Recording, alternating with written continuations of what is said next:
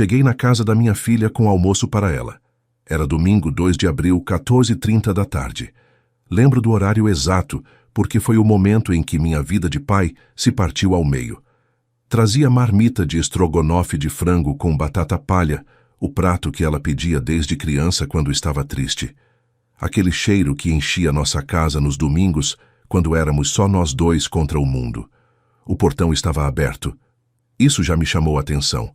Camila sempre foi cuidadosa com segurança, herança dos meus ensinamentos de pai viúvo que criou filha sozinho na periferia de São Bernardo do Campo. Caminhei até a porta da cozinha, sempre entrava por ali desde que ela casou, era nosso combinado. O que vi através do vidro da porta me congelou o sangue. Minha filha, Camila, 29 anos, pedagoga formada, minha princesa, meu orgulho, estava de pé na cozinha com um avental rasgado nas costas. O tecido estava esfiapado, sujo, como se fosse um trapo usado para limpar chão. Ela carregava uma travessa pesada de lasanha, as mãos tremendo, suor escorrendo pela testa. Na sala de jantar, sentados como reis em trono, estavam Roberto, meu genro, sua mãe Marlene, o pai Osvaldo, 2 cunhados com suas esposas e mais uns parentes que eu não conhecia. Total de 9 pessoas servidas por uma só. Minha filha. Roberto estava recostado na cadeira, barriga para fora, cerveja na mão, falando alto sobre futebol. Nem olhava para Camila quando ela passava. Os outros conversavam e riam como se ela fosse invisível. Como se fosse uma empregada sem nome, sem história, sem direitos. Marlene, aquela cobra de 60 anos que sempre me olhou de cima porque sou metalúrgico aposentado, apontou o dedo para o chão onde havia caído um grão de arroz. Ô Camila, você não viu que sujou o chão? Limpa isso direito, em casa de gente educada não se deixa sujeira no chão. Minha filha abaixou imediatamente, pegou um pano e começou a limpar de joelhos. De joelhos. Como se fosse natural, como se fosse normal, uma mulher formada, casada, se rastejar no chão enquanto a família do marido olhava com desprezo. Foi então que escutei as palavras que vão me assombrar pelo resto da vida. Marlene virou para o marido e disse, alto o suficiente para todos escutarem. Ela só tem utilidade assim. Pelo menos serve para alguma coisa, né? Porque, como esposa... E gargalhou. Uma risada cruel, cheia de veneno que respingou em todos os presentes.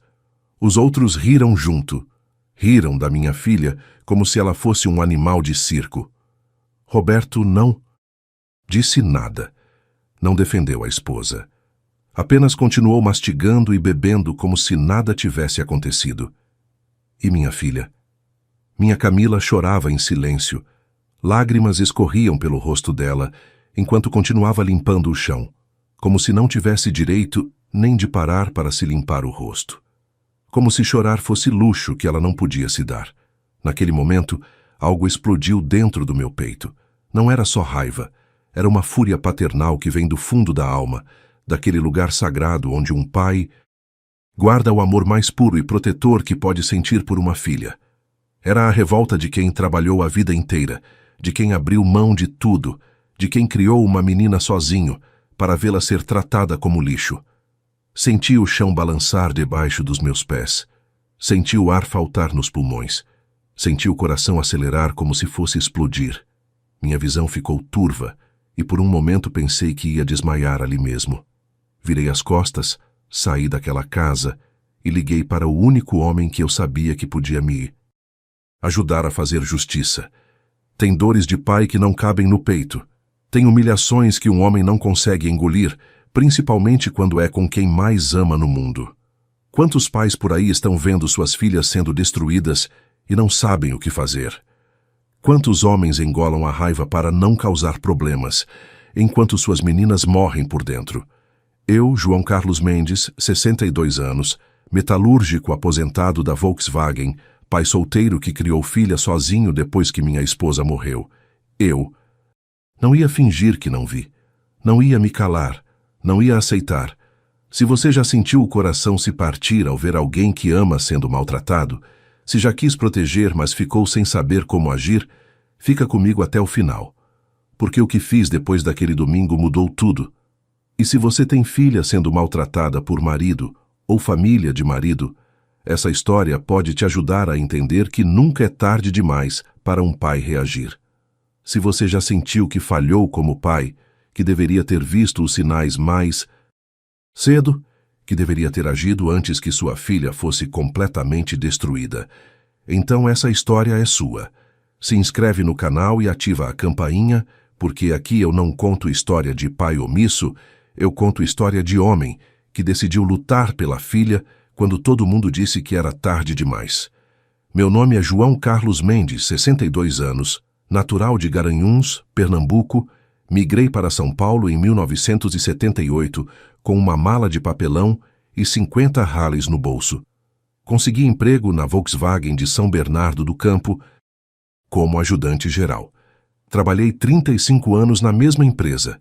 Saí como supervisor de produção. Mãos calejadas, costas doloridas de carregar peso, mas coração cheio de orgulho do trabalho honesto. Em 1985, conheci Margarete numa festa junina da fábrica.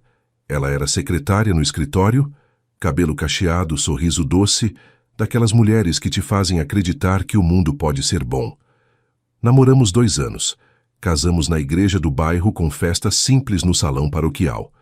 Ela de vestido branco emprestado da cunhada, eu de terno comprado parcelado na Casas Bahia. Compramos nossa primeira casa em 1988. 2 quartos, um banhão, quintal pequeno, tudo financiado pela Caixa Econômica Federal. Era na Vila Euclides, São Bernardo do Campo. Casa simples, mas era nossa. Margarete plantou roseiras no quintal. Eu pintei cada parede com as próprias mãos. Camila nasceu em 15 de março de 1995. Parto normal no Hospital Anchieta. Eu estava na sala de espera há 14 horas, quando o médico apareceu sorrindo. Menina e está perfeitinha.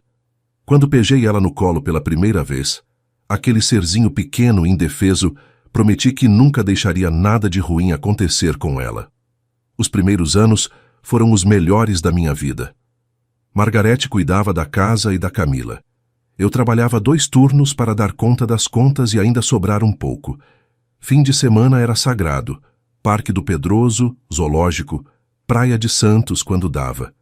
Camila era uma criança esperta, falante, cheia de vida. Aos 3 anos, já sabia as cores todas, aos 4 estava lendo. Em 2003, quando Camila tinha 8 anos, Margarete começou a sentir dores no peito. Primeiro achamos que era cansaço. Depois vieram os exames, os médicos, os diagnósticos que um homem simples como eu não conseguia entender. Câncer de mama. Metástase. Palavras complicadas que significavam uma coisa simples. Minha esposa ia morrer. Margarete lutou 2 anos. Quimioterapia, radioterapia, cirurgias. Eu trabalhava de dia, cuidava dela de noite, levava Camila na escola. Fazia compras, limpava a casa. Aprendi a cozinhar, a lavar roupa, a pentear cabelo de menina. Aprendi a ser pai e mãe ao mesmo tempo. Margarete morreu numa terça-feira, 17 de maio de 2005. Camila tinha 10 anos. Quando chegamos do hospital, ela me perguntou: "Pai, a mamãe foi para o céu?" Eu não consegui responder. Só segurei ela no colo e chorei junto. Prometi ali mesmo que ela nunca ficaria sozinha, que eu seria pai e mãe, que daria tudo o que fosse preciso para ela ser feliz. E cumpri essa promessa. Reduzi para um turno só na fábrica para ficar mais tempo com Camila. Dinheiro ficou apertado, mas família não se faz só com dinheiro. Comecei a estudar, fiz supletivo, depois vestibular para pedagogia na Metodista de São Bernardo. Queria entender como educar minha filha direito, como ajudar ela com lição de casa, como ser um pai completo. Camila era meu orgulho. Aluna nota 10, nunca me deu trabalho. Teenage anos difíceis.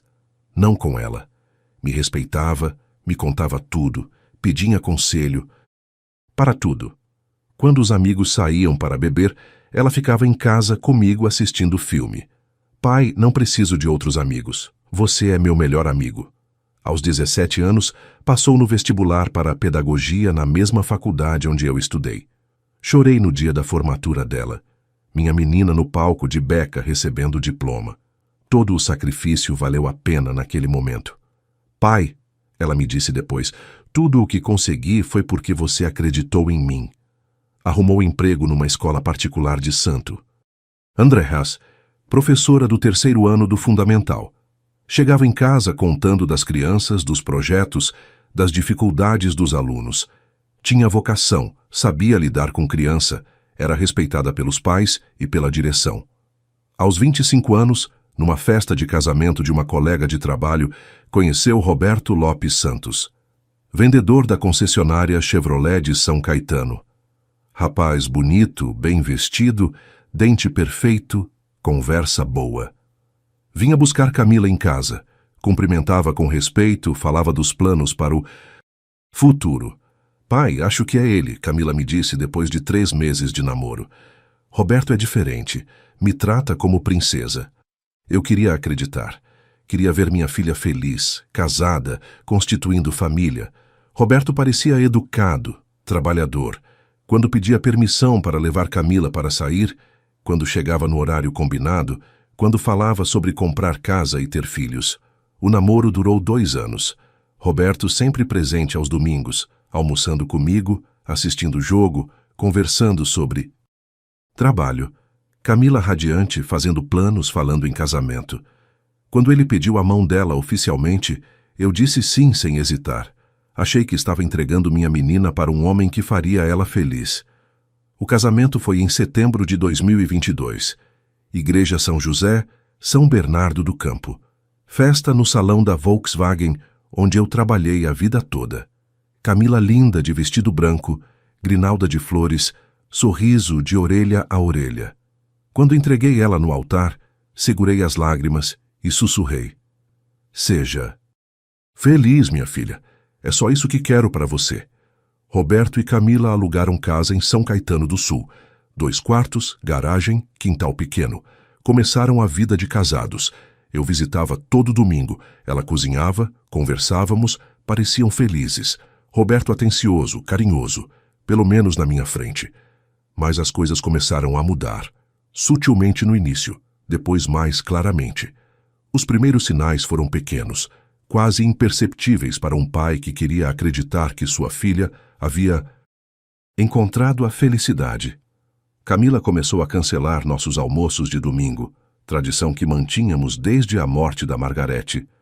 Pai, a família do Roberto faz questão que eu esteja lá todo domingo.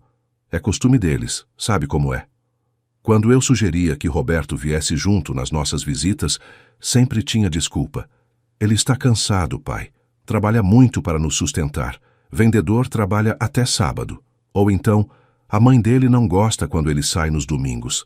Ela é muito apegada aos filhos. Comecei a notar que Camila estava diferente fisicamente. Mais magra, sempre com olheiras roxas embaixo dos olhos. Quando comentava que ela estava emagrecendo, a resposta era: é que estou fazendo dieta, pai. Roberto gosta de mulher mais magra.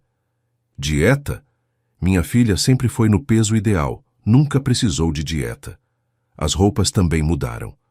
Antes, Camila usava vestidos coloridos, blusas decotadas, saias. Depois do casamento, só roupa fechada. Blusas de manga comprida mesmo no calor. Calças compridas, cores escuras. É moda, pai. Mulher casada se veste mais discreto. Um dia, no meio do verão, ela chegou na minha casa com blusa de lã. Camila, você não está com calor? Não, pai, estou meio resfriada. Quando ela levantou o braço para pegar açúcar no armário, a manga subiu um pouco e eu vi. Marca roxa no pulso, formato de dedos apertando forte. Filha, o que é isso no seu braço? Ela puxou a manga rapidamente, ficou vermelha. Ah, pai, bati na porta do armário. Sou desastrada mesmo. Camila nunca foi desastrada. Desde criança era cuidadosa, atenta. Não batia em porta de armário. As ligações também mudaram. Antes conversávamos todo dia. Ela me ligava do trabalho no intervalo, falava dos alunos, das confusões na escola, me consultava sobre tudo. Depois passou a ligar só de vez em quando, sempre sussurrando, sempre apressada. Pai, Não posso falar muito. Roberto está chegando e ele não gosta quando fico muito tempo no telefone com você. Por que não gostava? Que tipo de homem não quer que a esposa converse com o pai? Tentei conversar com Roberto sobre isso numa visita. Roberto, você não tem problema da Camila falar comigo todo dia, né? Sempre foi nosso costume. Ele sorriu, mas o sorriso não chegou nos olhos. Claro que não, João. Só que mulher casada tem outras prioridades agora. Tem que cuidar da casa, do marido. Não pode ficar grudada no pai para sempre.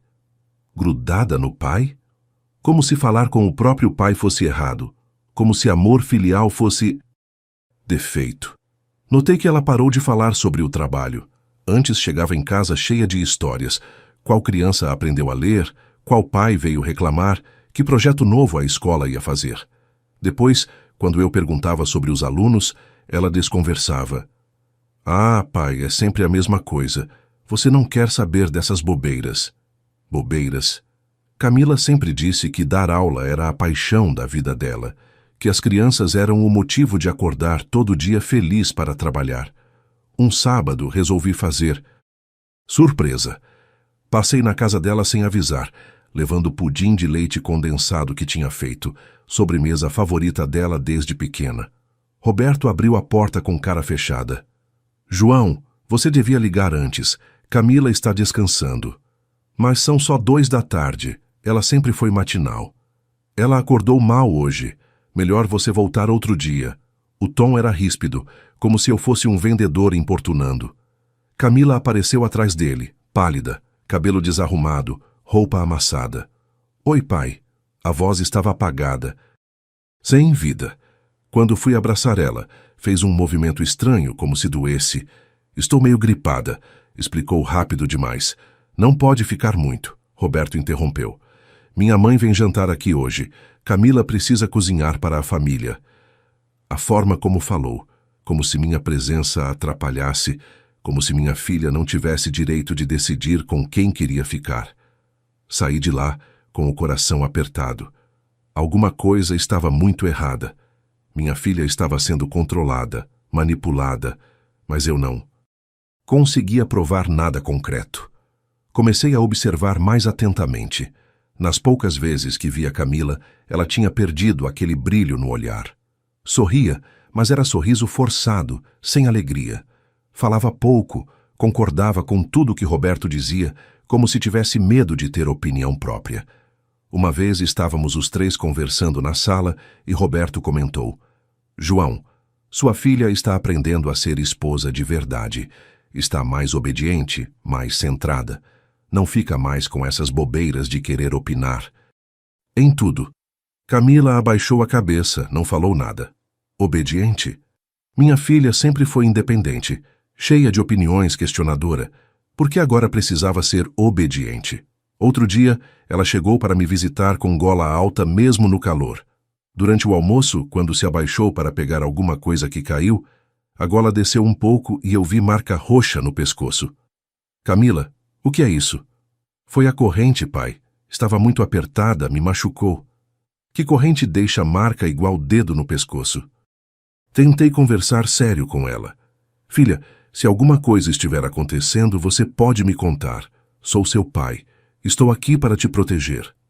Por um momento, vi lágrimas nos olhos dela. Pensei que ia falar a verdade, mas balançou a cabeça. Não é nada, pai. Roberto me ama. Às vezes os casamentos têm fases difíceis. É normal. Normal? Que parte de hematoma no corpo é normal? A gota d'água foi quando soube que ela tinha pedido demissão da escola. Descobri por acaso, encontrei a diretora no mercado. João, que pena que a Camila saiu. Era uma das nossas melhores professoras. Minha filha tinha perdido o emprego e não me contou. Quando perguntei, ela disse: Roberto achou melhor eu ficar em casa. Disse que lugar de mulher casada é cuidando do lar, não trabalhando fora. Camila sempre quis ser professora. Lutou para conseguir aquele emprego. Por que largaria tudo? Mas, filha, você ama dar aula, e o dinheiro ajuda vocês. Pai, Roberto ganha suficiente para nos 2, e ele tem razão. Fico mais tempo para cuidar da casa, da comida, das roupas dele. Aquela não era minha filha falando.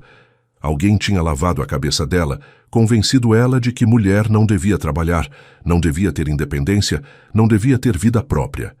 Foi então que comecei a suspeitar que Roberto estava destruindo minha filha sistematicamente, isolando ela dos amigos, da família, do trabalho, fazendo ela se sentir inútil, dependente, sem valor. E o pior, fazendo ela acreditar que aquilo era amor. Os meses que se seguiram foram os mais angustiantes da minha vida de pai. Camila estava se transformando numa pessoa que eu não reconhecia. A menina independente, cheia de vida, questionadora, estava virando uma sombra de si mesma. E eu me sentia impotente, como todo pai que vê a filha sendo destruída, mas não sabe como agir sem piorar a situação. As visitas diminuíram ainda mais. Quando Camila vinha me ver, sempre chegava nervosa, olhando o relógio, com pressa de ir embora. Pai, não posso demorar.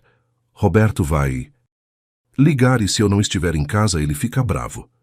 Que tipo de homem controla a mulher assim? Comecei a notar que ela estava magra demais, os ossos do rosto aparentes, as roupas folgando no corpo. Quando comentava, ela desconversava. Estou comendo direitinho, pai. É que ando muito agitada, perco peso fácil. Agitada com o quê? Ela não trabalhava mais, não saía de casa. Uma tarde, ela chegou visivelmente abatida, olheiras profundas, mãos tremendo. Filha, você está doente? Não, pai. É que tenho dormido mal. Por que uma mulher de 29 anos saudável dormia mal? Descobri por acaso que Roberto controlava até o dinheiro dela. Estávamos no supermercado quando ela quis comprar um chocolate. Abriu a carteira e só tinha 10 reais. Pai, você pode pagar? Estou sem dinheiro. Como assim sem dinheiro? Ela tinha conta poupança desde os 16 anos. Sempre foi econômica. Roberto achou melhor ele administrar nosso dinheiro. Disse que homem entende mais de finanças. Nosso dinheiro? Era o dinheiro que ela tinha guardado durante anos, mais a rescisão do trabalho. E agora Roberto controlava tudo. Ele me dá uma mesada para os gastos pessoais. Ela explicou com vergonha na voz. Mesada? Como se ela fosse criança, não esposa. E se você precisar de algo a mais? Aí eu peço para ele. Ele sempre dá quando é realmente necessário. Aquela conversa me deixou furioso. Minha filha, mulher independente que sempre trabalhou, agora tinha que pedir esmola para o marido para comprar um chocolate? Que tipo de relação era aquela? Tentei conversar com ela sobre isso. Camila, não acha estranho você não ter acesso ao próprio dinheiro? Pai, o senhor não entende. Casamento é parceria. Roberto está investindo nosso dinheiro, fazendo render. É melhor assim. Investindo onde? Em quê? Quando perguntei, ela não soube responder. Ele não gosta de me preocupar com essas coisas. Diz que é assunto de homem. A manipulação estava completa. Roberto tinha convencido minha filha de que ela era incapaz de cuidar do si próprio dinheiro, de que dependia dele para tudo, de que sem ele não era nada. Os sinais físicos de violência ficaram mais evidentes. Uma vez, ela chegou mancando discretamente. Cai da escada, explicou antes mesmo que eu perguntasse. Escada da casa térrea que eles moravam? Que escada? Outra vez tinha um corte pequeno no lábio. Mordi sem querer, disse rapidamente. Camila sempre teve reflexos bons, nunca mordia a própria boca. O pior foram as mudanças psicológicas. Minha filha tinha se tornado medrosa, insegura. Antes opinava sobre tudo. Política, futebol, receitas de comida. Agora só dizia não sei, tanto faz. O que você acha, pai? Quando eu perguntava sobre os planos dela, sobre o que queria fazer da vida, a resposta era sempre: Roberto vai decidir o que é melhor para nós. Roberto decide, Roberto acha, Roberto não deixa. Minha filha tinha virado propriedade de outro homem. A solidão de pai nessa situação é devastadora. Você sabe que algo terrível está acontecendo, mas não consegue provar. Sabe que sua filha está em perigo, mas ela mesma nega. Tenta ajudar e é visto como pai superprotetor, intrometido. Conversei com vizinhos, amigos, colegas da fábrica. João, Casamento é assim mesmo. No início, sempre tem uns atritos. Deixa eles se acertarem. Sua filha é adulta, cara. Ela escolheu casar. Agora tem que se virar. Como explicar para outras pessoas que você conhece sua filha melhor que ela mesma? Que consegue ver através das máscaras e mentiras? Que pai tem um radar especial para detectar quando algo está destruindo quem mais ama? Tentei conversar com algumas mães de alunas da escola onde Camila trabalhava. Dona Maria, a senhora notou alguma mudança na Camila antes dela sair?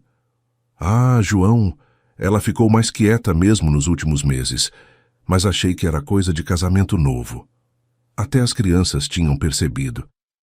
Tio João, uma ex-aluna me disse quando encontrei na rua. Por que a tia Camila ficou triste?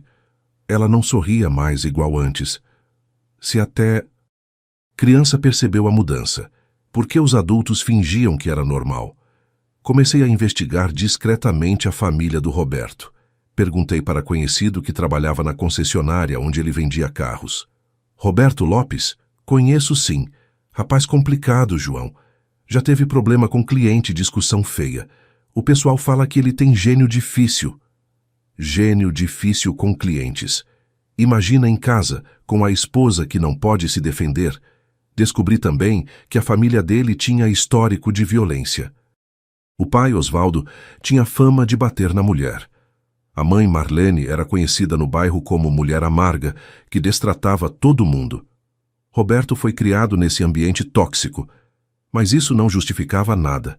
Muita gente cresce em família problemática e não se torna agressor. Roberto escolheu ser igual ao pai. Tentei mais uma vez conversar sério com Camila.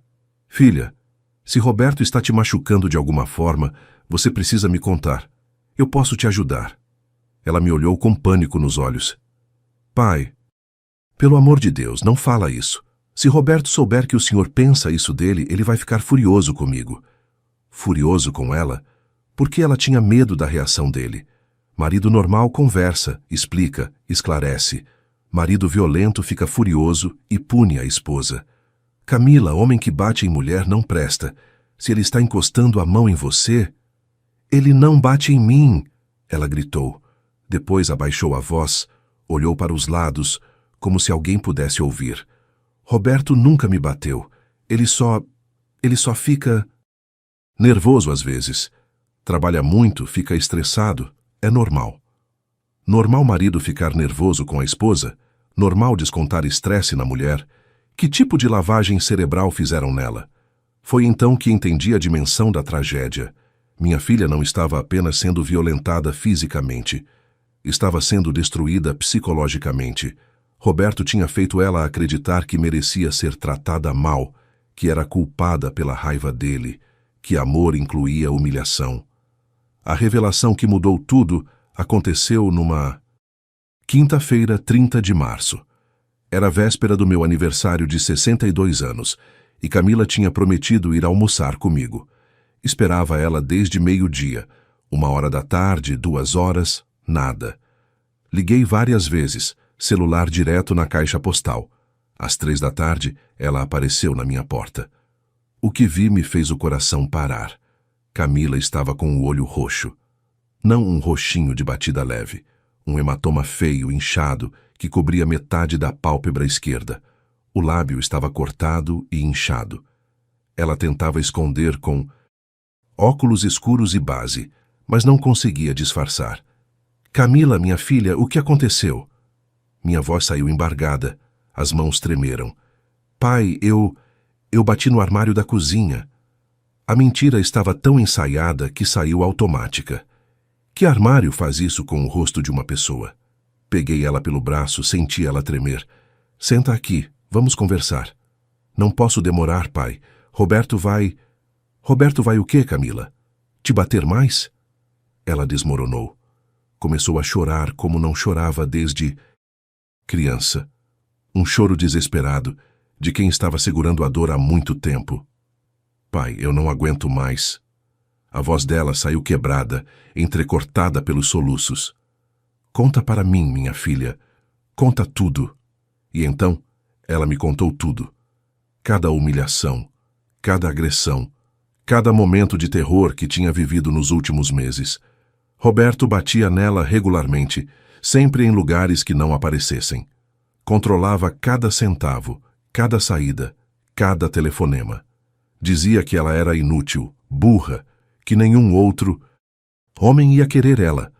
Ele disse que se eu contasse para alguém ia me matar, pai, e que ia fazer alguma coisa com o senhor também. Minha filha estava sendo ameaçada de morte e ainda se preocupava comigo. Por que você não me contou antes? Porque tinha vergonha. Vergonha de ter escolhido errado. Vergonha de o senhor ver que sua filha era tão burra. Peguei o rosto dela entre as mãos. Camila, olha para mim. Você não é burra. Você é vítima. E ninguém tem o direito de pôr a mão em você. Naquele momento tomei a decisão mais importante da minha vida. Ia tirar minha filha daquele inferno, custasse o que custasse. Primeiro, a levei ao médico. Documentar todas as lesões era fundamental. Depois, a delegacia da mulher. Camila estava apavorada. Pai, e se ele descobrir? Ele não vai descobrir. E se descobrir, vai ter que passar por cima de mim primeiro. O boletim de ocorrência foi registrado. Medida protetiva solicitada. Mas eu sabia que papel não protege ninguém. Roberto era violento. Tinha família que o apoiava. Precisava de algo mais forte. Foi aí que liguei para meu cunhado Antônio, irmão da Margarete, delegado aposentado da Polícia Civil. Homem sério, experiente, que conhecia os caminhos para fazer justiça quando a justiça oficial não funciona. João, traz a Camila aqui para casa. Ela fica com a gente até resolvermos isso. Antônio morava em Santos, casa grande, segura. A esposa dele, Conceição, recebeu minha filha como filha própria. Fique tranquila, querida. Agora você está em família. Mas tirar Camila de casa era só o primeiro passo. Roberto não ia aceitar pacificamente. Homens como ele consideram a mulher propriedade. E quando perdem o controle, ficam ainda mais perigosos. Antônio conhecia pessoas certas para lidar com situações assim. João, esse Roberto precisa entender que mexeu com a família errada. Vou dar umas ligadas, conversar com uns amigos. Ele vai aprender a deixar sua filha em paz. Enquanto isso, comecei a investigar a vida de Roberto mais profundamente. Queria entender com quem estava lidando, quais eram os pontos fracos dele. Descobri que ele tinha dívidas no cartão de crédito, muito dinheiro emprestado para bancar o estilo de vida de playboy. O carro era financiado, a casa era alugada, tudo estava no limite. E mais, ele estava roubando dinheiro da concessionária. Fazia vendas falsas, desviava comissão, várias irregularidades. Com essas informações, Antônio armou uma estratégia. Vamos atacar ele por todos os lados. Na justiça, no trabalho, na vida pessoal. Quando terminarmos, ele vai sumir de São Paulo. A primeira reação de Roberto quando descobriu que Camila tinha fugido foi exatamente o que esperávamos. Ligou dezenas de vezes, mandou mensagens ameaçadoras. Apareceu na minha casa gritando no portão como um louco. João, sai daqui, seu velho de merda! Cadê minha mulher? Era 2 da madrugada de uma sexta-feira. Acordou o bairro inteiro. Você não tem direito de meter o bedelho no meu casamento. Deixei ele berrar. Antônio tinha me orientado. Grava tudo. Quanto mais ele se descontrolar, melhor para nós. Filmei da janela Roberto quebrando meu portão, chutando a porta, fazendo ameaças. Material suficiente para outro boletim de ocorrência. No sábado de manhã, 2 policiais civis apareceram na casa dele. Não era visita social. Roberto Lopes Santos, o senhor está sendo investigado por apropriação indébita na concessionária onde trabalha. Antônio tinha passado as informações sobre as irregularidades de Roberto para o delegado responsável por crimes contra o patrimônio. A investigação foi rápida. Roberto era desleixado, não escondia bem os rastros. Resultado, demissão por justa causa na segunda-feira seguinte. Roberto perdeu o emprego, ficou com nome sujo, sem referência para arrumar trabalho em outra concessionária. Mas a humilhação estava só começando. Na quarta-feira, a família dele descobriu a verdade sobre a situação financeira. Roberto tinha mentido para todo mundo. Contava que ganhava muito dinheiro, que estava investindo, que logo ia comprar casa própria. A realidade era 90 mil reais de dívida no cartão de crédito, empréstimo no banco vencido, aluguel da casa atrasado 3 meses. A bomba estourou quando o gerente do banco ligou para Marlene, que era avalista de um empréstimo do filho. Senhora, preciso conversar com a senhora sobre a dívida do seu filho. O prazo venceu e ele não está atendendo nossas ligações. Marlene descobriu que podia perder a própria casa por causa das dívidas de Roberto. A mesma mulher que chamou minha filha de inútil agora implorava para o banco não executar a garantia. Roberto, seu mentiroso, você me disse que estava tudo pago. A discussão foi homérica. Vizinhos filmaram, postaram nas redes sociais. A família Lopes Santos virou piada no bairro. Osvaldo, o pai de Roberto, descobriu que o filho tinha pegado 15 mil emprestado no nome dele sem autorização, falsificação de assinatura, crime federal. Meu próprio filho me roubou, berrou ele na rua para qualquer um que quisesse ouvir. A situação financeira da família entrou em colapso. Roberto não conseguia emprego porque estava sendo processado por apropriação indébita. Marlene foi obrigada a vender joias para pagar as dívidas. Osvaldo teve que voltar a trabalhar aos 68 anos. Biscate, frete com caminhão emprestado. Mas a justiça divina estava só esquentando os motores. Uma semana depois, Roberto apareceu na escola onde Camila tinha trabalhado, tentando descobrir para onde ela tinha ido. Fala para ela que eu mudei, que não vai acontecer mais, ela é minha mulher, tem que voltar para casa. Erro fatal. A diretora da escola conhecia a história. Antônio tinha conversado com ela, explicado tudo. Em vez de dar informação, ela chamou a polícia. Roberto foi detido por descumprimento de medida protetiva. Passou o fim de semana na cadeia da Central de Flagrantes. Quando saiu na segunda-feira, estava outro homem. Barba por fazer, roupa suja, olhar de quem descobriu que o mundo não gira ao redor dele. Mas Roberto ainda não tinha aprendido a lição. Começou a frequentar bares próximos da minha casa, esperando me encontrar. Queria informação sobre Camila, queria negociar, queria conversar como homens. O que ele não sabia é que Antônio tinha amigos observando todos os movimentos dele. Uma noite, Roberto bebeu demais e decidiu tentar entrar na minha casa pela madrugada. Pulou o muro dos fundos, arrombou a janela da cozinha. Não contava que eu estava esperando ele, não sozinho. 2 amigos do Antônio estavam comigo, ex-policiais que sabiam como lidar com Valentão de Araque. Roberto entrou na cozinha e levou a maior surra da vida dele. Nada que deixasse marca permanente, mas o suficiente para ele entender que tinha escolhido a família errada para mexer.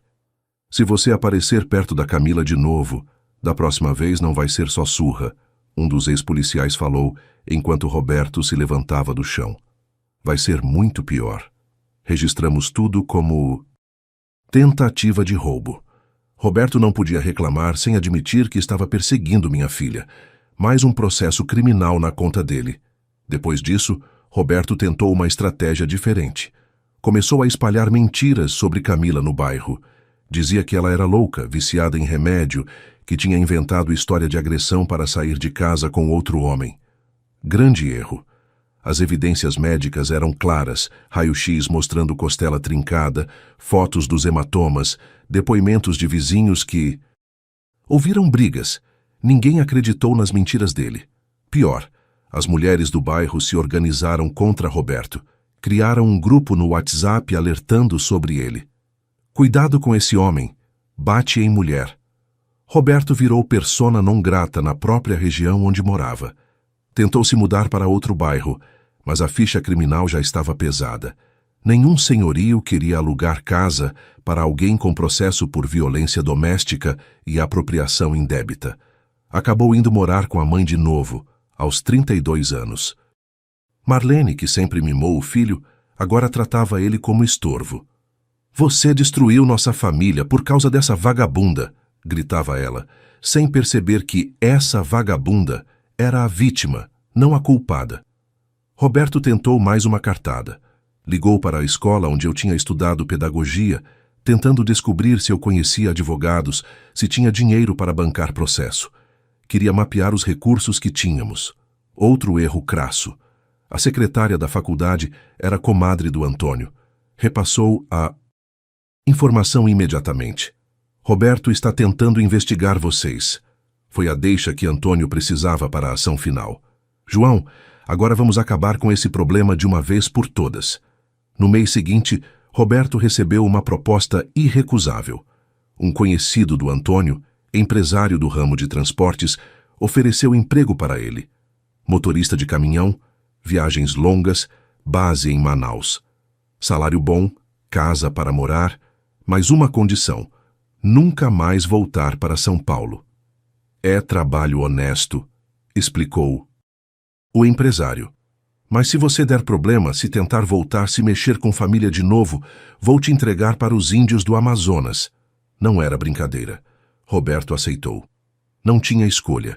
Estava sem emprego, sem casa, sem dinheiro, sem família que o aguentasse. A proposta era melhor do que cadeia ou surra todo dia. Uma semana depois, Roberto sumiu de São Paulo. Literalmente sumiu. Nenhum vizinho viu ele saindo. Nenhum parente sabia para onde tinha ido. Antônio se encarregou de que a saída fosse discreta. Marlene ficou sozinha com as dívidas do filho, a casa hipotecada, a reputação destruída no bairro. Osvaldo se separou dela, descobriu que a mulher sabia das violências do filho e nunca fez nada para impedir. Você criou um monstro, ele disse antes de sair de casa com uma mala de roupa. Sempre soube que Roberto batia nas namoradas, mas fingiu que não via. Agora paga pelo que plantou. A família Lopes Santos se desintegrou completamente. Roberto exilado em Manaus, Osvaldo morando numa pensão em Santo André. Marlene sozinha numa casa que o banco ia tomar em 3 meses. A justiça às vezes demora, mas quando chega, é completa. Com Roberto longe e a medida protetiva garantindo segurança, Camila pôde começar o processo de cura. Não foi fácil.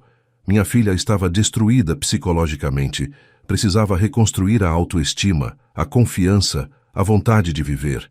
Os primeiros dias em Santos, na casa do Antônio, ela mal saía do quarto. Passava horas olhando para o teto, como se não acreditasse que estava realmente livre. Pai, e se ele voltar? E se ele descobrir onde estou? Não vai voltar, filha. E se voltar, vai ter que passar por cima de mim e do tio Antônio primeiro. Mas as palavras não curavam o trauma. Precisava de ajuda profissional. Conceição, esposa do Antônio, foi fundamental nesse processo. Pedagoga aposentada, conhecia psicólogos especializados em violência doméstica. Camila, querida, você vai conversar com a doutora Marina. Ela ajudou muitas mulheres na sua situação. As sessões de terapia foram difíceis no início. Camila tinha vergonha de contar detalhes, sentia culpa por ter permitido as agressões. Doutor, eu devia ter saído antes. Devia ter percebido que ele era violento. Camila, a psicóloga explicou. Vítima de violência doméstica não escolhe ser agredida. O agressor é especialista em manipular, em fazer a vítima se sentir culpada. Você não tem culpa nenhuma. Levou meses para minha filha entender isso, para aceitar que Roberto era o único responsável pelas agressões, que ela era vítima, não cúmplice. Aos poucos, Camila foi recuperando a personalidade original.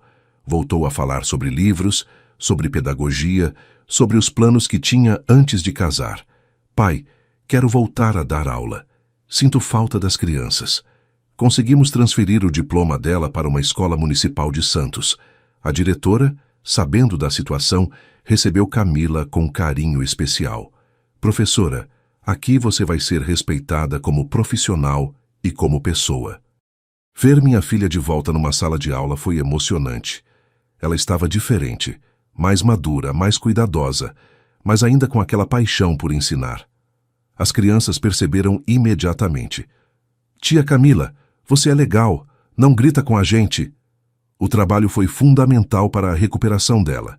Ter propósito, usar a formação, ganhar dinheiro próprio. Roberto tinha feito ela acreditar que era incapaz de trabalhar, de ter independência. A sala de aula provou o contrário.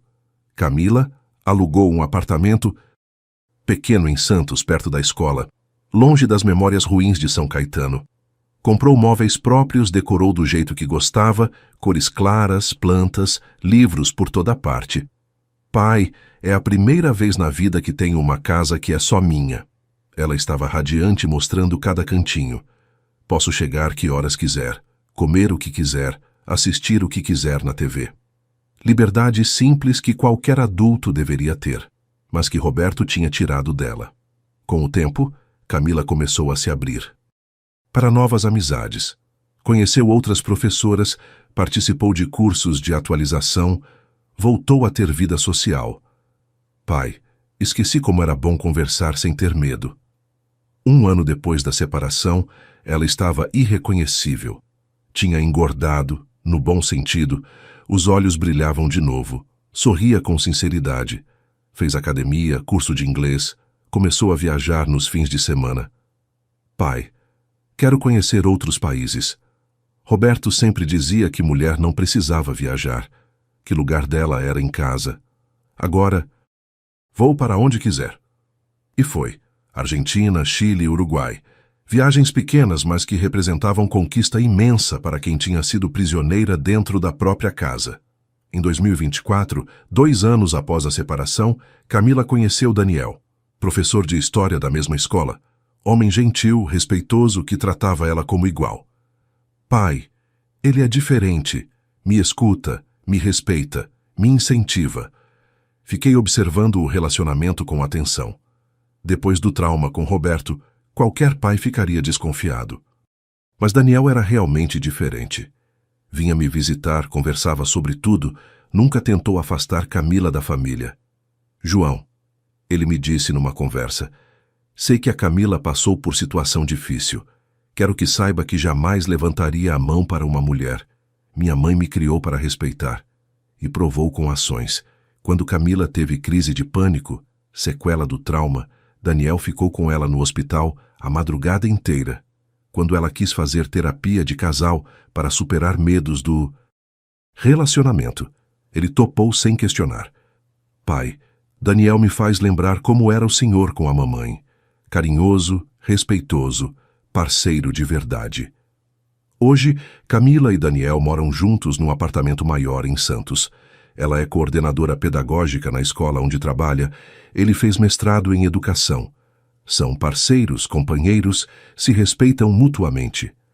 Pai, agora sei a diferença entre amor e possessão. Roberto me possuía, Daniel me ama. Minha filha voltou a fazer planos para o futuro. Quer fazer mestrado também, talvez abrir escola própria um dia. Fala em casar com Daniel, ter filhos, construir família baseada no respeito. E se o senhor for avô, vai mimar a criança igual mimou a mim? Vou, filha. Mas primeiro vou ensinar que respeitar as pessoas é o mais importante. No mês passado, Camila fez aniversário de 30 anos. Festa na casa dela, amigos, colegas de trabalho, Daniel, eu, Antônio e Conceição. Mesa farta, gente alegre, minha filha sorrindo de orelha a orelha. Durante o parabéns, ela fez um discurso. Quero agradecer meu pai, que nunca desistiu de mim, que me tirou do inferno quando eu não conseguia sair sozinha, que me ensinou que mereci ser respeitada.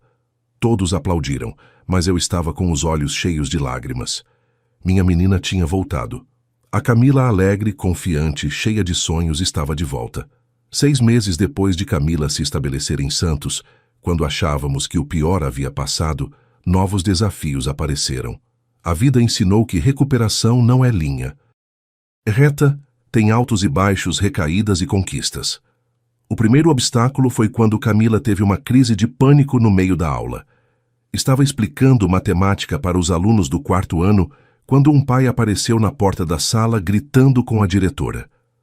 A voz masculina alterada, o tom agressivo, fizeram minha filha reviver traumas que pensávamos superados. As crianças ficaram assustadas vendo a professora tremer, suar frio, hiperventilando. Tia Camila, a senhora está bem? Uma menina de 8 anos.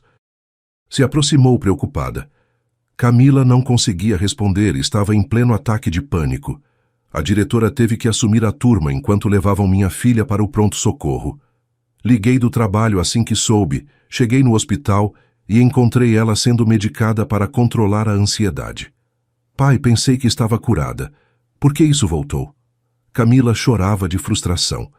Durante meses tinha se sentido forte, independente. A crise a fez sentir frágil de novo. Filha, trauma não sara da noite. Para o dia. É processo longo, com idas e vindas. O importante é não desistir.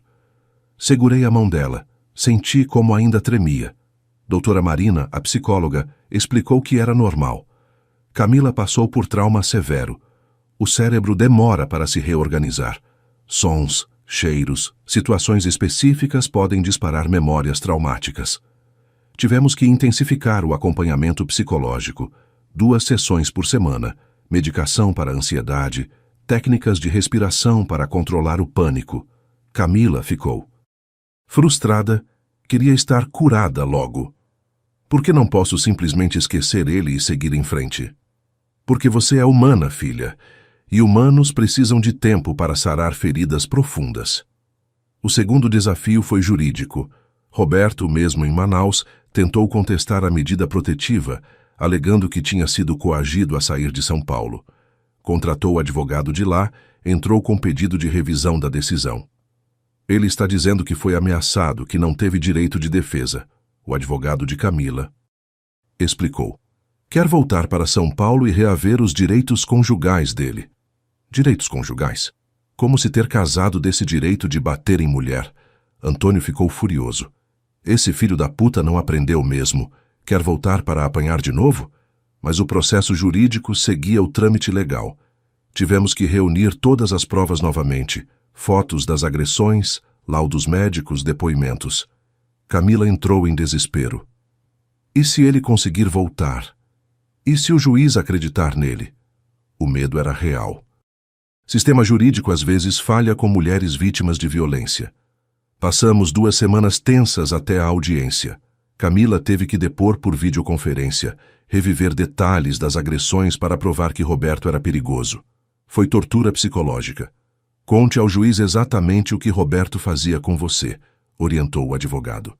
Camila descreveu as agressões, as ameaças, o controle financeiro. Sua voz tremia, mas ela foi forte. Roberto também depôs, de Manaus, tentando se fazer de vítima. Meritíssimo, só quero minha esposa de volta. Foi tudo mal entendido. Família da Camila me perseguiu, me forçou a sair da cidade. Felizmente, o juiz não era ingênuo. Viu as evidências médicas, ouviu os depoimentos, manteve a medida protetiva. O requerente demonstrou comportamento violento e controlador. A medida de proteção permanece válida. Roberto perdeu de novo. Dessa vez, o juiz foi mais longe. Proibiu ele de sair de Manaus sem autorização judicial. Uma espécie de prisão domiciliar em cidade distante. O terceiro desafio foi familiar. Alguns parentes distantes começaram a questionar se fizemos certo. João, será que vocês não exageraram? Roberto era trabalhador, pelo menos sustentava a Camila. Esse tipo de comentário me deixava furioso. Como parentes podem defender agressor? Prima, você viu as fotos dos hematomas? Viu os laudos médicos? Ou prefere fingir que não aconteceu? É que hoje em dia as mulheres inventam muita coisa para se separar. Uma tia comentou numa reunião de família. Camila ouviu, ficou arrasada. Pai, até nossa família duvida de mim. Filha, gente ignorante existe em toda a família. O que importa é a verdade, e nós sabemos qual é. Decidimos nos afastar desses parentes. Família tóxica, às vezes, é pior que inimigo. Pelo menos inimigo você sabe que vai te atacar. Parente finge que te ama enquanto te esfaqueia pelas costas. O quarto desafio foi financeiro. Os processos jurídicos custavam caro. Advogado, medicação psiquiátrica, terapia particular. Minha aposentadoria cobria o básico, mas os extras apertavam o orçamento. Camila se sentia culpada. Pai, está gastando muito dinheiro comigo. Eu devia ter resolvido sozinha. Filha, para isso servem os pais, para ajudar quando necessário. Dinheiro a gente recupera, você não. Tive que vender meu carro, pegar empréstimo no banco, cortar gastos supérfluos. Valia cada centavo para ver minha filha recuperando a vida. Antônio também ajudou financeiramente, mas discreto para não ferir nosso orgulho. João, somos família. Em família, um ajuda o outro. Homem de palavra, Antônio. Fundamental nesse processo todo. O quinto desafio foi social. Em Santos, ninguém conhecia a história, mas alguns vizinhos eram fofoqueiros. A moça do 302 se separou do marido. Deve ter feito alguma coisa. Camila ouvia os comentários. Ficava mal. Pai, as pessoas acham que sou mulher leviana, que largou o marido por qualquer motivo. Filha, quem julga sem conhecer os fatos não vale nossa atenção. Conceição, esposa. Do Antônio, foi fundamental para integrar Camila na comunidade local. Levou ela na igreja, apresentou para outras mulheres, ajudou a criar círculo social saudável. Camila, querida, você não precisa contar sua história para todo mundo. Mas também não precisa se esconder. Seja você mesma que as pessoas certas vão gostar de você. E foi o que aconteceu. Camila fez amizades genuínas, professoras da escola, vizinhas, colegas da academia, pessoas que a conheceram pela personalidade dela, não pela tragédia que viveu. O sexto desafio foi romântico. Camila desenvolveu pavor de relacionamento. Pai, e se eu escolher errado de novo? E se não souber reconhecer sinais de violência? Filha, agora você tem experiência. Sabe identificar comportamento controlador. E, principalmente, sabe que merece respeito. Mas o medo era compreensível. Quando Daniel começou a demonstrar interesse por ela, Camila entrou em pânico. Ele é professor também, é gentil, mas tenho medo de me envolver. O que sua psicóloga acha? Ela diz que um dia vou ter que arriscar de novo, senão Roberto vai ter ganhado. Me impediu de ser feliz para sempre. Levou meses para Camila aceitar sair com Daniel. Primeiro foram conversas na escola, depois cafés rápidos, finalmente um almoço de domingo. Pai, ele é diferente. Não tenta me controlar, me escuta de verdade. O sétimo desafio foi profissional. Algumas pessoas na escola descobriram que Camila era vítima de violência doméstica. Maioria foi solidária, mas teve quem questionasse se ela estava emocionalmente preparada para dar aula. Como uma pessoa que apanhou do marido pode ensinar crianças? Um pai preconceituoso questionou numa reunião. A diretora teve que intervir, explicar que vida pessoal não interfere na competência profissional. Camila ficou abalada. Pai, será que realmente posso ser boa professora depois de tudo que passei? Filha, você está mais preparada agora. Conhece sofrimento, desenvolveu empatia. Isso te torna professora melhor, não? Pior. E era verdade. Camila começou a identificar crianças vítimas de violência doméstica na escola. Conseguia perceber sinais que outros professores não notavam. Salvou pelo menos 2 crianças de situações de abuso. Pai, transformei minha dor em propósito. Agora sei por que passei por tudo isso, para poder ajudar outros. O 8º e último desafio foi perdoar a si mesma. Camila se culpava por ter escolhido Roberto, por ter demorado para sair, por ter causado problemas para a família. Filha, você era vítima, não cúmplice. Roberto era especialista em manipular. Você não tem culpa nenhuma. Mas autoculpa é difícil de superar. A terapia ajudou muito nesse processo. Camila, mulheres inteligentes, educadas, independentes também são vítimas de violência doméstica. Não existe tipo de mulher que apanha. Levou quase 2 anos para Camila entender completamente isso, para aceitar que foi vítima de um sistema, machismo estrutural que ensina homens a serem violentos e mulheres a serem submissas. Pai, agora entendo que Roberto não me escolheu por acaso. Ele procurava a mulher que poderia controlar. Se não fosse eu, seria outra. Hoje, quando conto essa parte da história, vejo como foi importante não desistir nos momentos mais difíceis. Recuperação é processo longo, cheio de obstáculos, mas cada desafio superado tornou minha filha mais forte. pai. Obrigada por ter ficado do meu lado, mesmo quando eu estava impossível, mesmo quando custava caro, mesmo quando outras pessoas duvidavam.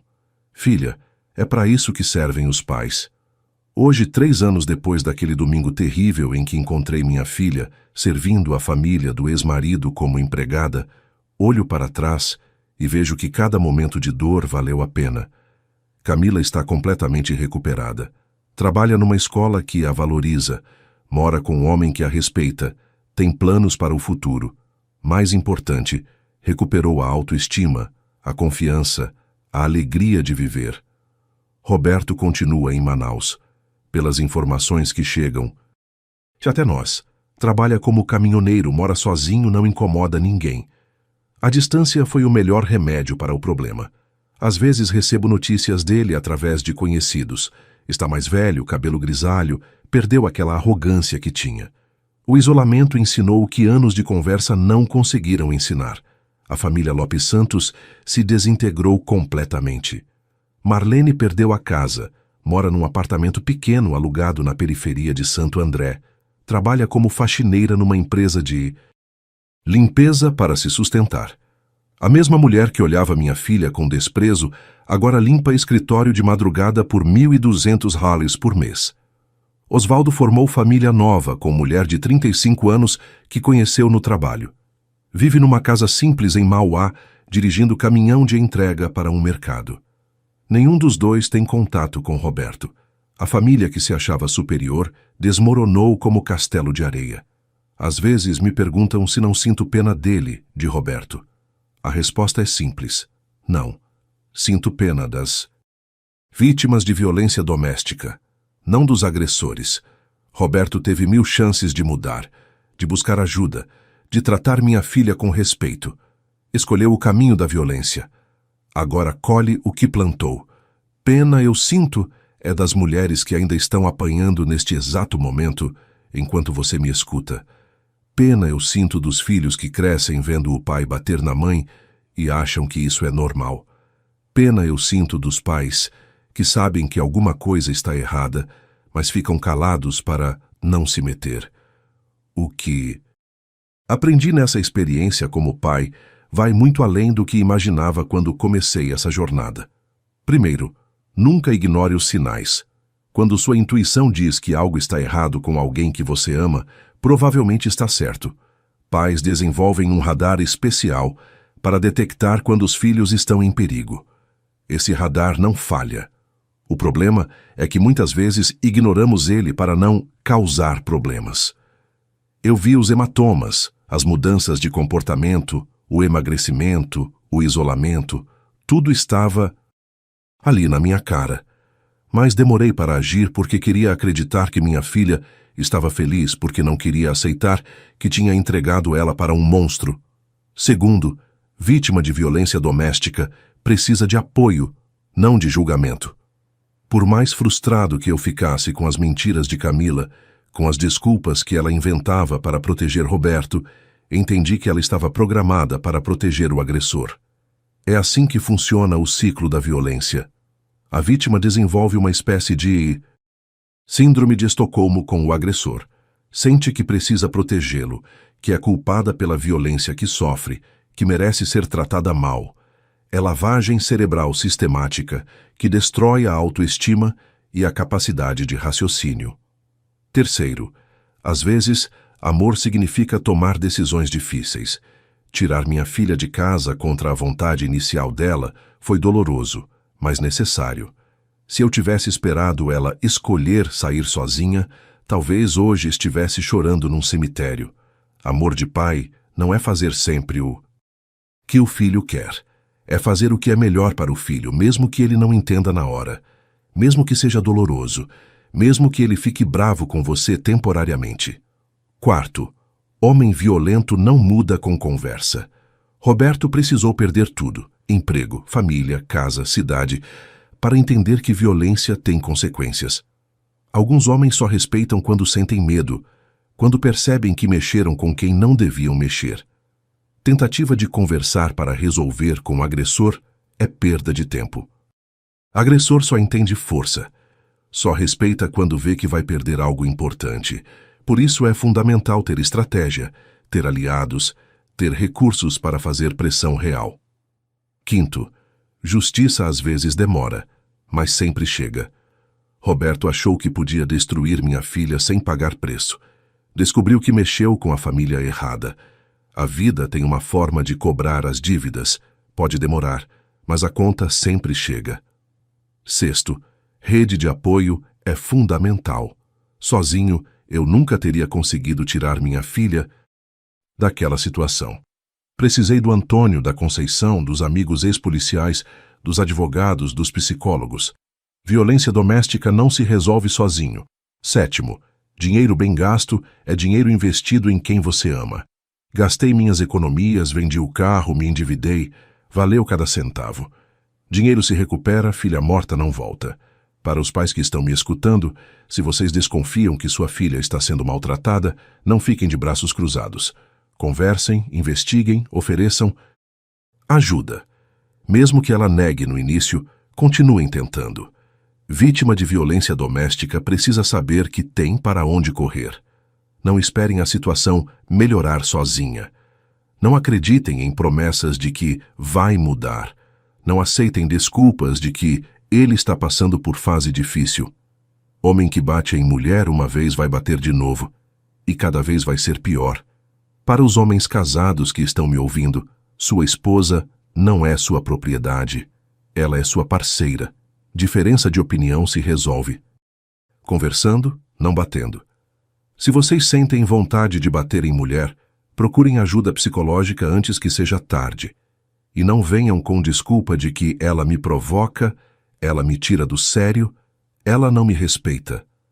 Nada, absolutamente nada, justifica violência contra a mulher. Se você não consegue controlar seus impulsos violentos, o problema está em você, não nela. Para as mulheres que estão sendo maltratadas neste momento, vocês merecem respeito. Não importa o que o agressor diz. Vocês não são culpadas pela violência. Homem que ama não bate, não humilha, não controla. Procurem ajuda na família, na polícia, em organizações especializadas. Sei que é difícil, sei que ele ameaça, que vocês dependem financeiramente dele, que têm filhos pequenos, que não sabem para onde ir. Mas existe ajuda disponível. Existem casas de apoio, advogados especializados, delegacias da mulher. O primeiro passo é o mais difícil, mas depois fica mais fácil. O amor verdadeiro liberta, não aprisiona. Se seu relacionamento é baseado no medo, no controle, na submissão, isso não é amor, é possessão, e você merece coisa melhor. Hoje, quando visito Camila e Daniel, vejo o que é relacionamento saudável. Eles conversam sobre problemas, decidem juntos, se respeitam mutuamente. Brigam às vezes. Todo casal briga. Mas resolvem conversando, não com violência. Daniel jamais levantou a voz para minha filha. Quando eles discordam de alguma coisa, conversam como adultos, encontram meio termo, respeitam as opiniões um do outro. Quando Camila quer sair com as amigas, ele incentiva. Quando ela quer gastar dinheiro com alguma coisa, eles planejam juntos. Pai, Camila me disse na última visita. Obrigada por não ter desistido de mim. Se o senhor não tivesse me tirado daquela casa, eu teria morrido. Talvez não fisicamente, mas morrido por dentro. Essa é a gratidão que todo pai sonha ouvir. Não porque salvei minha filha. Qualquer pai deveria fazer o mesmo, mas porque ela entendeu que foi salva, que merece coisa melhor, que vale a pena ser protegida. Semana passada, Camila me ligou com uma notícia que me encheu de alegria. Pai, estou grávida. Vou ser avô. Minha filha vai constituir família baseada no amor, no respeito, na parceria. O filho dela vai crescer vendo como o homem deve tratar mulher. É menino ou menina? Ainda não sabemos, mas se for menino, vamos ensinar ele a respeitar as mulheres. Se for menina, vamos ensinar ela que merece ser respeitada. Perfeito. É assim que se quebra o ciclo da violência, educando a próxima geração. Hoje, 3 anos depois, posso dizer com certeza, valeu a pena cada momento de angústia, cada centavo gasto, cada noite sem dormir. Minha filha está viva, feliz, realizada. Roberto está longe, neutralizado, irrelevante. A justiça não é só prender criminoso. A justiça é ver a vítima se recuperando, reconstruindo a vida, sendo feliz de novo. É ver o agressor colhendo as consequências das próprias escolhas. É ver a família se fortalecendo em vez de se destruindo. Se essa história tocou seu coração, se conhece alguém na situação que minha filha passou, compartilhe. Às vezes, uma história real pode abrir os olhos de quem está cego pela manipulação. Pode dar coragem para alguém que está sofrendo em silêncio. Escreve aqui nos comentários de onde você está assistindo. Quero saber que essa mensagem chegou até você. Conta sua cidade, seu estado, até seu país, se você está fora do Brasil. E se conhece algum pai que está passando por situação parecida, compartilha esse vídeo. Tem muitos homens precisando entender que proteger os filhos não tem idade limite. Se essa história te fez refletir sobre família, sobre relacionamentos, sobre a importância de não fechar os olhos para a violência, deixa seu like e se inscreve no canal. Ativa a campainha para não perder as próximas histórias. Aqui a gente conta a história de gente que decidiu reagir, que escolheu lutar, que transformou dor em vitória. Porque família se defende, filha se protege. E pai de verdade nunca desiste. Um abraço de Santos, São Paulo, da casa da minha filha, onde hoje ela mora feliz, respeitada e esperando o meu primeiro neto. E lembra, você não criou filha para ser capacho de ninguém. Criou para ser feliz. E se alguém está impedindo essa felicidade, é hora de agir. Quantos pais estão fingindo que não veem sinais de violência para não causar problemas? Quantos homens acham que, casal brigando, um sobe, outro desce, quando na verdade um está sendo destruído? Quantos avós vão chorar no futuro porque não agiram quando deviam? Eu aprendi aos 62 anos que silêncio não é paz, é omissão. E pai omisso não é pai. É apenas um homem que falhou na missão mais importante da vida. A vida me ensinou que ser pai não acaba quando o filho casa. Ser pai é proteção permanente, vigilância constante, amor incondicional, mesmo que custe caro, mesmo que seja difícil, mesmo que outros não entendam. Seus filhos contam com você, não os decepcione.